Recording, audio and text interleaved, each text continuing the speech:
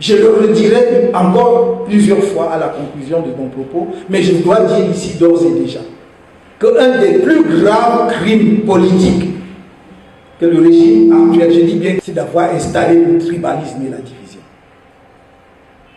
Du coup, on a tribalisé la douleur comme on a tribalisé la joie. Vous êtes joyeux, vous êtes content, bah, c'est votre problème si vous êtes de telle tribu. Vous êtes triste, vous êtes dans la douleur, vous êtes mécontent, c'est votre problème si vous êtes de l'autre tribu. Alors que le mal est le mal partout et pour toujours. Nous devons le combattre résolument, d'où que nous venions. La joie doit être partagée, communicative, dans un pays où l'on se sent comme nation, où l'on se considère comme un peuple uni. C'est pour cela que nous nous sommes engagés en politique. Apporter notre modeste contribution à la construction de cela, brique par brique, construire une nation camerounaise en dépit de difficultés et de l'adversité. Et croyez-moi, rien ne nous découragera sur le chemin. À la suite du coup d'État intervenu au Gabon, je crois le 28 septembre dernier, le gouvernement fait un communiqué presque un mois plus tard pour condamner ceux qui spéculent sur l'hypothèse d'un coup d'État au Cameroun, ceux qui commandent là-dessus, et condamne fermement la prise du pouvoir par des moyens anticonstitutionnels, c'est-à-dire au moyen de coup d'État militaire. Et j'applaudis. Et j'applaudis des deux mains. Quel démocrate peut ne pas être d'accord avec cette posture? C'est une position que nous partageons, que nous défendons. Mais ce qui frappe et ce qui choque et ce qui est à mes yeux est inacceptable, c'est qu'à aucun moment dans ce communiqué, le porte-parole du gouvernement n'a condamné deux communicants officiels du Rassemblement démocratique du peuple camerounais, RDPC, qui ont appelé au coup d'État si le candidat du MRC sortait vainqueur de l'élection présidentielle de 2025 ou même de 2032.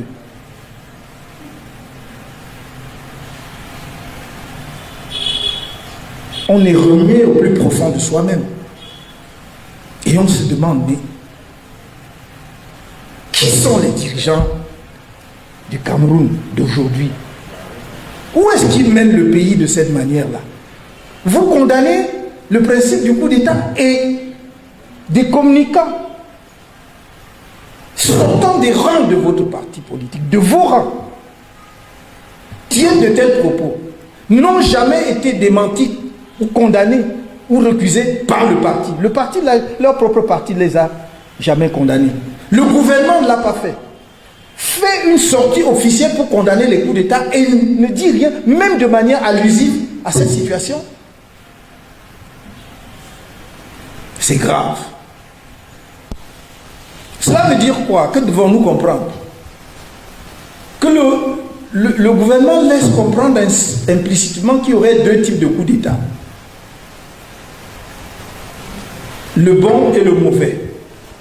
Le bon coup d'État, c'est celui qui viserait à faire perdre le pouvoir au RDPC. Ça, c'est mauvais. Mais le bon coup d'État, c'est celui qui empêcherait le MRC d'arriver au pouvoir. Donc, qui permettrait au RDPC de conserver ad vitam aeternam le pouvoir. Est-ce que c'est acceptable?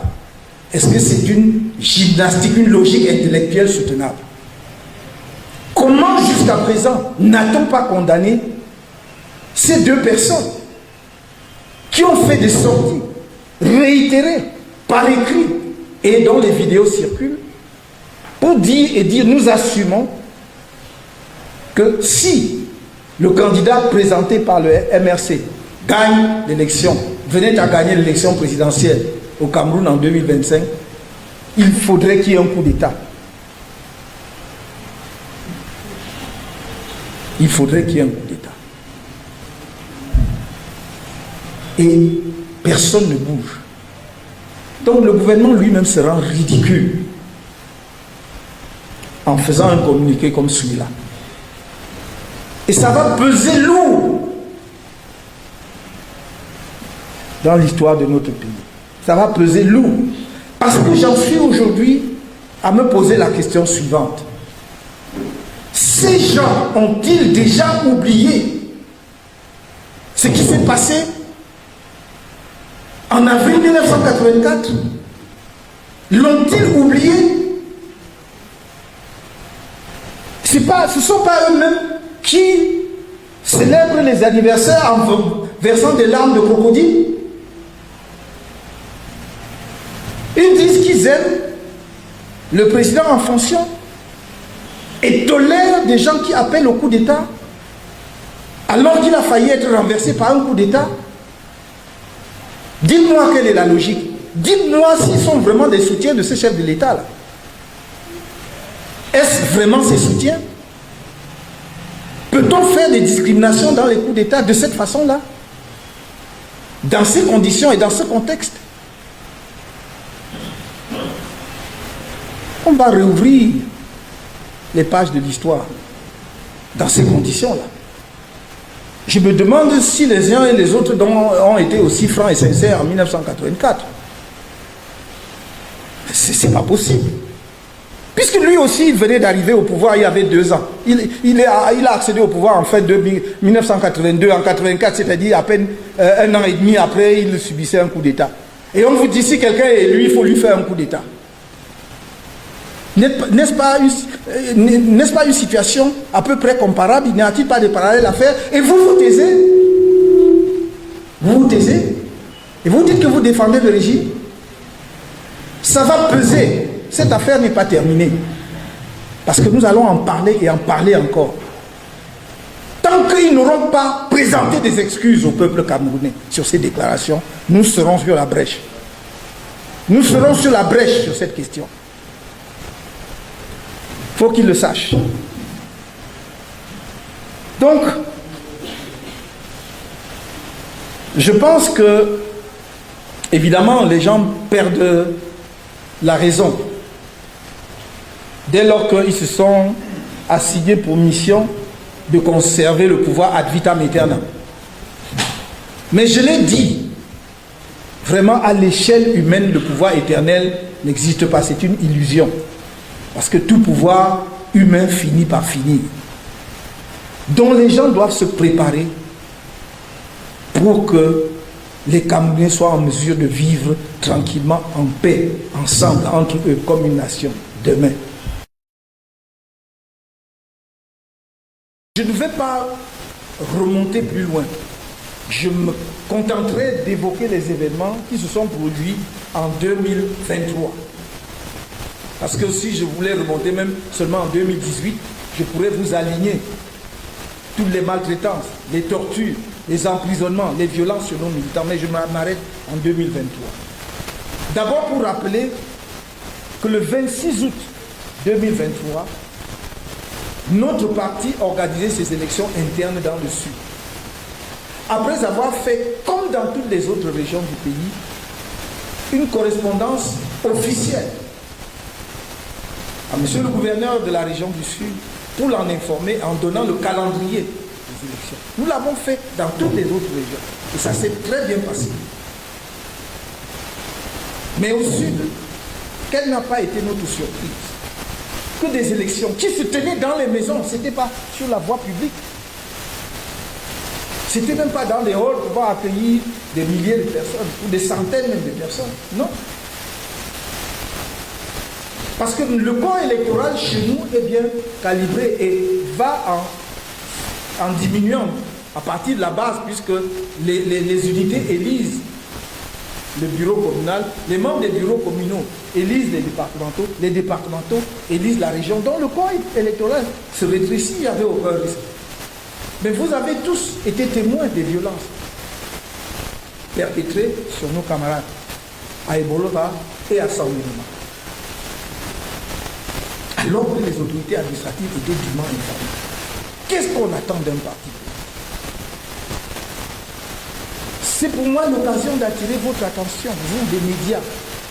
Vous avez une lourde responsabilité dans la trajectoire que prendra ou ne prendra pas notre pays. Pourquoi?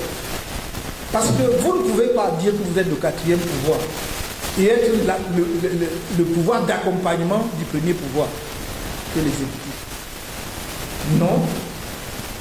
Des journalistes, je ne vous apprends pas votre métier, croyez-moi. Je voulais juste quand même rappeler donc qu'il est élémentaire que les journalistes soient guidés par la recherche de la vérité, de l'information exacte.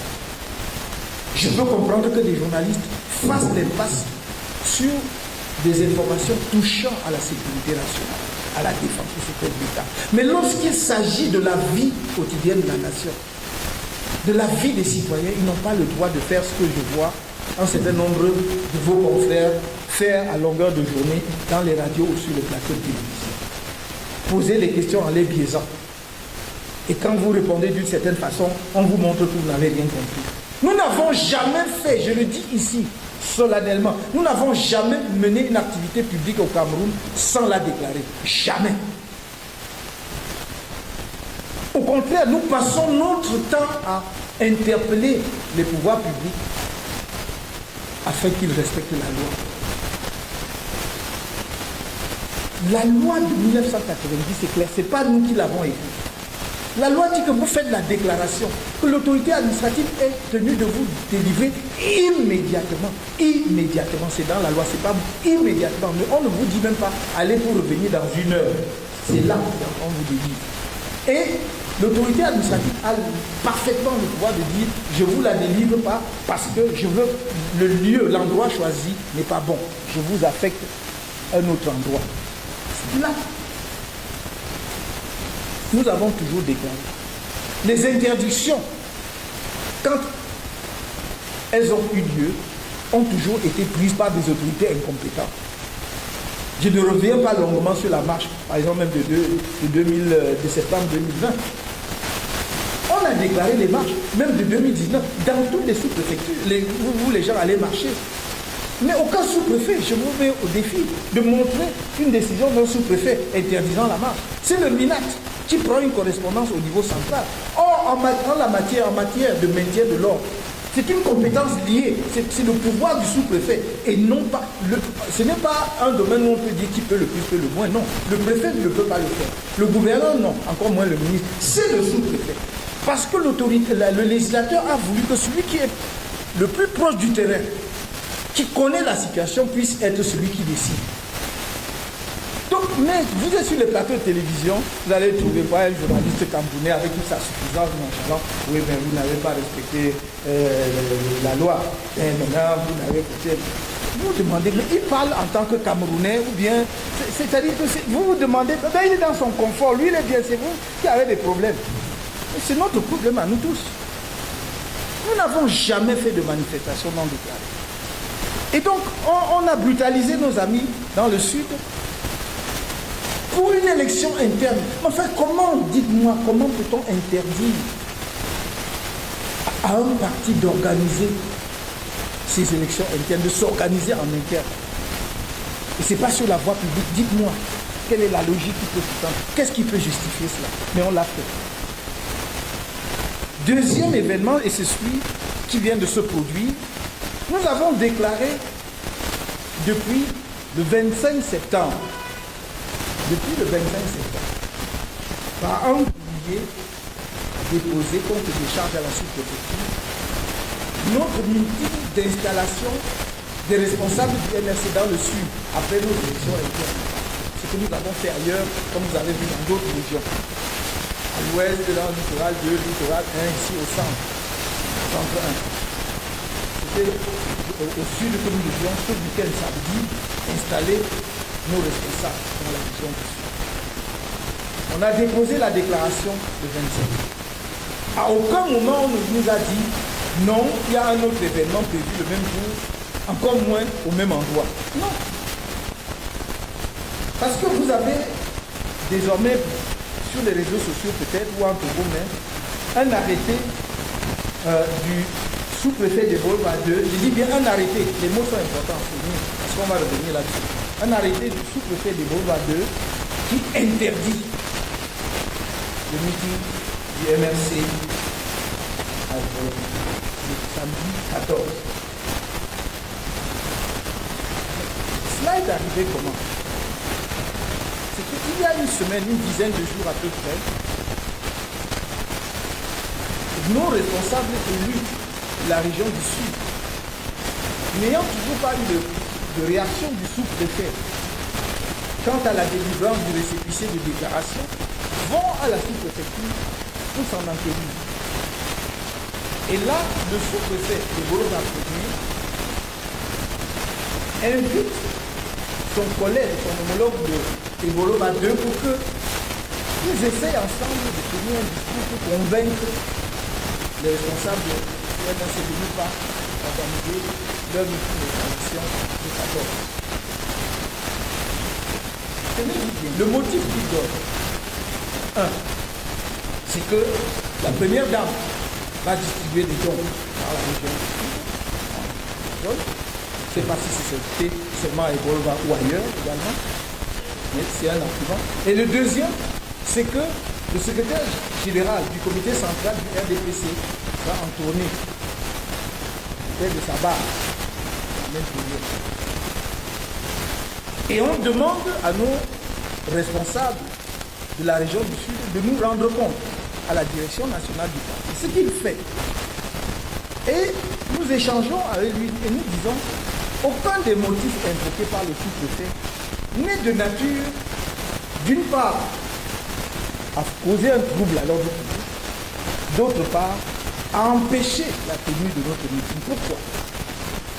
Premièrement, parce que notre meeting ne devait pas avoir lieu au même endroit que les manifestations éventuelles prévues par la première dame, en tout cas qu'on lui a prêté, et la réunion du secrétaire général du comité central, dont on nous dit qu'elle devait avoir lieu à la permanence du RDPC. Notre réunion, notre meeting ne pouvait pas avoir lieu à la permanence du RDPC. Nous avions demandé une infrastructure, soit un stade, au délégué régional des sports, qui n'avait pas opposé de refus. Donc, on répond de cette façon-là au sous-préfet en disant nous ne voyons vraiment aucune raison pour déplacer notre manifestation. On ne risque pas de se croiser. Ce n'est pas au même endroit. Et toutes les investigations faites d'ailleurs, il nous est revenu que les activités en question devaient prendre fin le 13, c'est-à-dire aujourd'hui. Donc je ne sais pas si au moment où nous parlons, il y a un meeting du RDPC ou une réunion du RDPC qui se tient même pour eux. Mais je dis que même si c'était le cas, c'est à la permanence du RDPC, nous avions demandé de faire. En quoi est-ce que, si ici à Yaoundé, le MRC est en train de se réunir ici à Yaoundé 4, et le RDPC fait une réunion au palais des congrès, en quoi est-ce que l'un empêche l'autre? Pourquoi est-ce que ce serait un problème? Donc, voilà ce que monsieur le sous-préfet invoque dans son arrêté. Je vous lis, tenez patience, juste les visas. Je laisse les textes qu'il lit. Il dit, vu la lettre de déclaration de manifestation publique du 19 septembre 2023, enregistrée sous le numéro 0545 de monsieur le président de la section RDPC, ville à Centre 2, pour la tenue des rencontres préparatoires en prélude à la tournée régionale du secrétaire général du comité central du séminaire de formation en prélude de formation du parti. On continue, vous voyez, on dit du parti, hein. C'est le parti unique. Parce qu'on disait à l'époque du parti, on avait un seul. On ne dit plus du RDPC, on dit du parti. Donc chacun doit comprendre que voilà, il y a un seul. Donc du parti prévu le 14 octobre 2023 à la maison, 14 octobre 2023 à la maison du parti de Kovos. Je vous signale, je ne devrais pas avoir l'outopudence de soupçonner monsieur le sous-préfet de quoi que ce soit. Mais est-ce que vous imaginez que notre déclaration a été déposée le 25 septembre? On veut ici nous montrer l'antériorité de la déclaration du RDPC. On met 19 septembre. Donc vous pensez donc que si, à cette date, le RDPC avait déjà déclaré, pourquoi le 25 on ne nous a pas dit? Que non, vous ne pouvez pas le 14 parce que le RDPC a dit. On l'a pas fait. Pour attendre qu'en octobre, nous allions relancer le sous-préfet pour qu'il nous sorte la déclaration RDPC datant du 1er octobre. Vu la déclaration de manifestation publique datée du 28 septembre 2023 enregistrée sous le numéro 0576 de M. Abel Solodure pour l'installation du bureau régional du mouvement pour la résistance du Cameroun, prévu le 14 octobre. Maintenant, dernier visa, vu la lettre numéro du 11 octobre, du 11 octobre 2022, de monsieur le délégué départemental du ministère de l'Environnement, adressé à M. Abel Solodure, dont le sous-préfet de Bolova est ampliataire, signifiant à l'intéressé l'indisponibilité du stade de Congo pour la période indiquée, considérant les nécessités de préservation de l'ordre public, article 1er est et demeure interdit. La manifestation, je ne sais pas pourquoi on a dit demeure, mais c'est comme ça, bon, mettez le français, est et demeure interdit la manifestation d'installation du bureau régional du mouvement pour la résistance du Cameroun prévu le 14 octobre 2023 à 8h à 17h au stade municipal de Robos ou dans tout autre lieu. Ou dans tout autre lieu de l'arrondissement du Bolova deuxième. Donc le problème n'est pas le problème du lieu. Puisqu'on vous dit, ce n'est ni à Robos au stade municipal, ni nulle part ailleurs. Motif, indisponibilité de lieu de manifestation. 2. Risque de trouble à l'ordre public. Donc les commandants de la brigade territoriale à la gendarmerie sont informés dans le commissaire de justice. Donc c'est pas déjà les commandants, ça va tout. On a dit, on n'a pas fait ça. C'est ça. Ils sont des Camerounais. Nous tiendrons notre mission dans le sud ensemble. Mais si nous ne sommes pas à mesure, nous ne tiendrons pas ce samedi. Nous ne cherchons pas la transformation. Non. Mais nous le tiendrons. Nous le tiendrons quand nous aurons décidé, non pas à la date où le sous-préfet nous demande. Il est allé jusqu'à demander à notre régional, oui, mais il faut mettre ça une semaine ou deux après le passage du RDPC. Nous pourrons mettre le 11 novembre, je vous donnerai le récépissé. Vous nous transformez en mendiant d'un droit qui nous est reconnu par la législation et la législation. Non. Nous tiendrons ce niveau quand nous aurons décidé. Donc je voulais souligner ça. Et souligner maintenant ce que monsieur le sous-préfet n'a pas dit et qui est grave pour lui. Parce qu'il a déjà signé la circulation. C'est à nous maintenant de décider si on va le ménager ou pas. Il a signé un arrêté d'interdiction. Pourtant, arrêté, il a violé manifestement la loi de 1990. L'article 55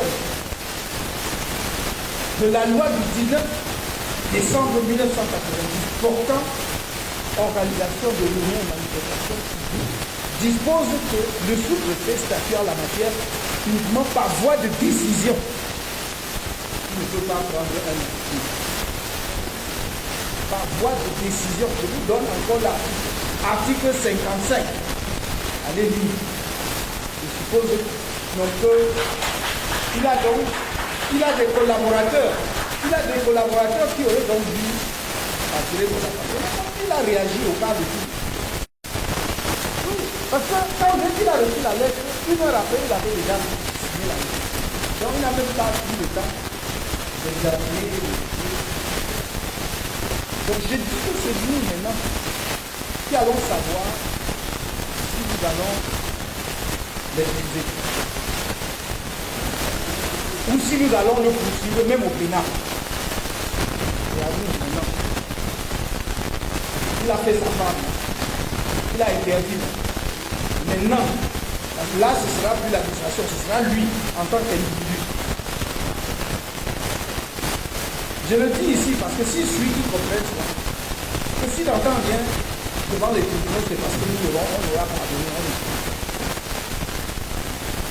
Mais nous avons, sur le plan de la matière dont vous devez suivre, il faut qu'il cesse. Il faut qu'il cesse de vouloir transformer le Sud en un Gaza camerounais. C'est-à-dire bloquer, couper du reste du pays. Ils sont en train, il y a une certaine élite du Sud qui est en train de nuire à la fois aux populations du Sud et à la nation. Ils ont beau jeu de reprendre une formule que le ministre d'État, Ferdinand Oyono, avait employée à l'époque lors d'un meeting en disant que le Sud est le socle granitique. Oui, le Sud est le socle granitique. Mais le socle granitique de la nation camerounaise et non pas d'un individu ou d'un groupe d'individus. Comme toutes les autres 10 régions sont des socles granitiques du Cameroun et de la nation camerounaise.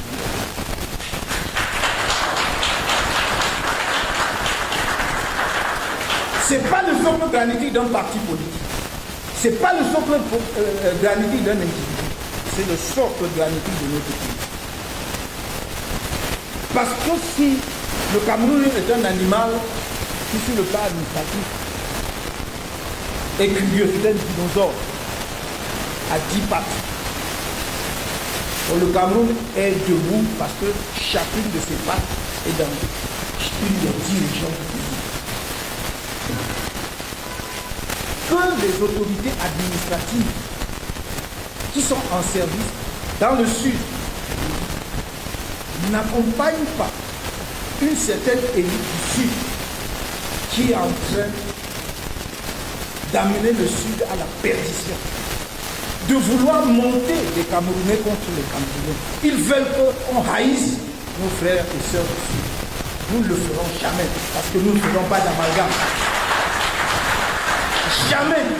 Je l'ai dit, au point où un petit malin d'entre eux, quand on se voit, il m'appelle Maurice.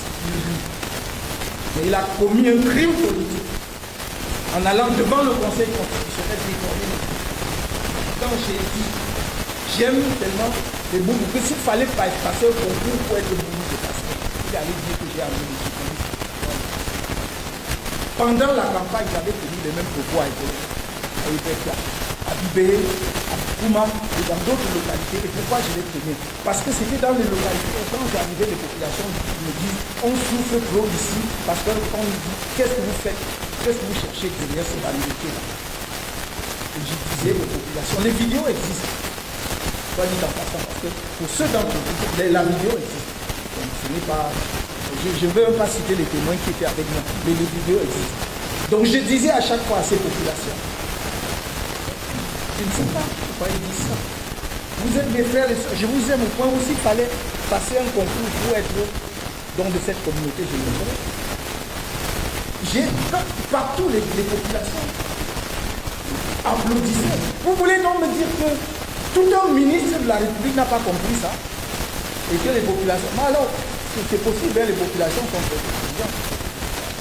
Donc ce n'est pas forcément ceux à qui on donne les gros titres qui le sont.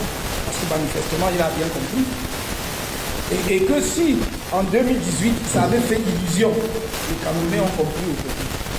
Parce que c'était quelque chose, un qu'il avait tenu partout. Ce n'était pas ciblé, ce n'était pas par rapport. D'ailleurs, devant le Conseil constitutionnel, c'est venu dans ma bouche, boum, comme ça aurait pu être n'importe quelle autre région.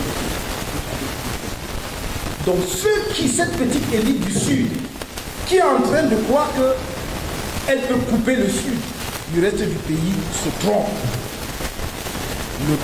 Les populations du Sud, on ne va même pas continuer ici à revendiquer les liens familiaux que nous, les uns et les autres, ont dans le Sud ou pas. Ça compte peu. Ils sont nos frères indépendamment des liens de sang qu'on peut avoir. Ce sont nos frères et sœurs. Ce sont des citoyens camerounais. Je vous ai toujours dit qu'au-delà même du lien de sang, il y a la fraternité républicaine. Je défendrai chaque Camerounais, partout où il se trouve, au prix de mon sang. Et croyez-moi, je le dis ici, Je le dis à cette élite du Sud, c'est elle qui se mettra à l'écart d'elle-même, mais pas la population du Sud. La population du Sud prendra part. Elle sera parmi les chevilles ouvrières de la reconstruction du Cameroun nouveau pour lequel nous travaillons. Je vous remercie.